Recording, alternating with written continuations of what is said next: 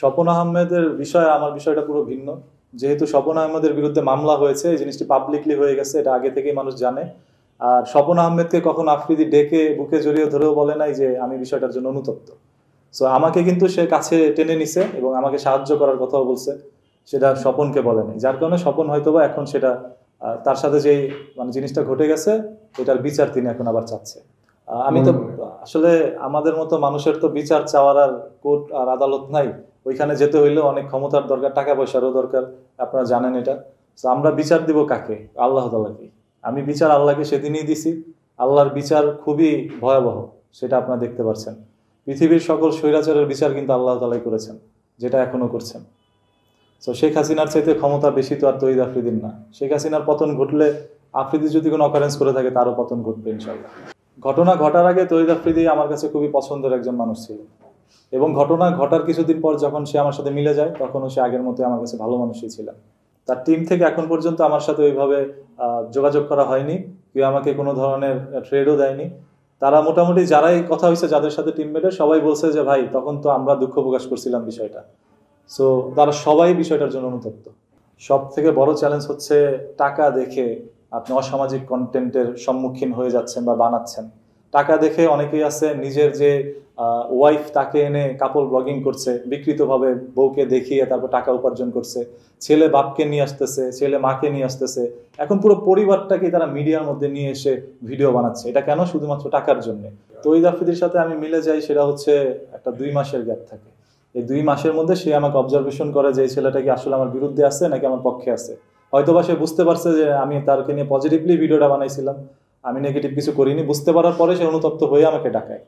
নিশ্চয়ই আমার কোনো এরকম ভুল ছিল না। যদি ভুল থাকতো তো ওই আফ্রিদি আমাকে ডাকাইতো না। সে চাইলে দিনে আমাকে 3 বার পিটাইতে পারতো, তবে সে তো আমাকে এটা না করে সে আমার সাথে বন্ধুত্ব করছে। এতদিনের মধ্যে আমার সাথে এখন পর্যন্ত যোগাযোগ কেউ করেনি। আমি অনলাইনের মধ্যে দেখেছি যে রাহি, স্বপন আহমেদ, আদার্স আরও মনে হয় 2-1জনের নাম আমি জানিও না, এরকম কয়েকজন মুখ খোলা শুরু করছে। সো আরও হয়তোবা কেউ থাকতে পারে। এখন চাঞ্চল্যকর তথ্য বেরিয়ে আসছে তৌহিদ আফ্রিদির বিরুদ্ধে। যেহেতু রিমান্ডের মধ্যে আছে, আইন শৃঙ্খলা বাহিনী চেষ্টা করছে সর্বোচ্চ দিয়ে সত্যটা বের করে আনার। আপনারা অনেক তথ্য পাবেন, অনেক তথ্য। এই বিষয়টা আসলে আদালত এখন পর্যন্ত কনফার্ম করে নাই, মানে রিমান্ডে নেওয়ার পর পুলিশ এখনো কনফার্ম করেনি। সো আমরা অতভাবে জানিও না বিষয়টা। আমরা শুধু এটা দেখেছি যে মনিয়া হত্যা মামলার সাথে তৌহিদ আফ্রিদি জড়িত কিনা এটা নিয়ে তারা ইনভেস্টিগেশন করছে।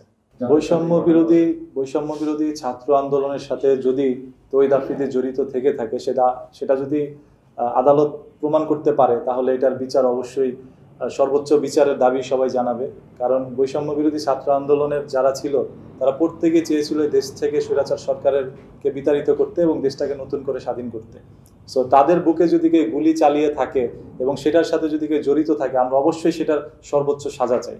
ক্ষমতা তো কোথা থেকে আসছে সেটা তো আমরা দেখি নাই। তবে আমার সাথে যেটা ঘটছে, যেহেতু একটা ফোনে ডিবি অফিস মোটামুটি কেঁপে উঠে তৌহিদ আফ্রিদির ফোনে, ডিবিরা সবসময় কাজ করছে।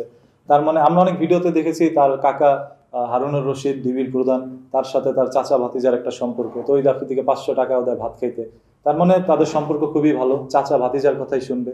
সেম সেই একই জায়গায় আমাকেও ডেকে নিয়ে যায় ডিবি অফিসে, সেখানে তৌহিদ আফ্রিদিও যায়। তৌহিদ আফ্রিদি যাওয়ার পরে তাকে ভাত খাওয়ানো হয়, টাকাও দেওয়া হয়, আদর করা হয়। আর সেখানে আমি যাওয়ার পর আমাকে পেটানো হয়, আমাকে ভাতের হোটেলে নেওয়া হয় না, 500 টাকা দেওয়া হয় না ভাত খাইতে। আমি দীর্ঘদিন না খেয়েছিলাম ভাই। আসলে আমি তো এটা জানি না ভাই যে আসলে কে ধরিয়ে দিয়েছে।